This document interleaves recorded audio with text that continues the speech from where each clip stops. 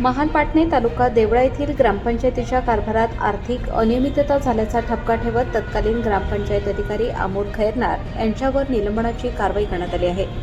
जिल्हा परिषद नाशिकचे मुख्य कार्यकारी अधिकारी ओमकार पवार यांनी याबाबतचे आदेश जारी केले असून त्यांची विभागीय चौकशीही सुरू करण्यात आली आहे.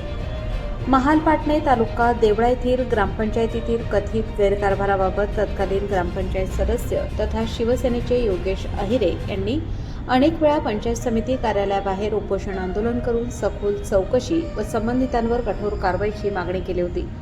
त्यांच्या सातत्यपूर्ण पाठपुराव्यानंतर प्रशासनाने या प्रकरणाची चौकशी केली.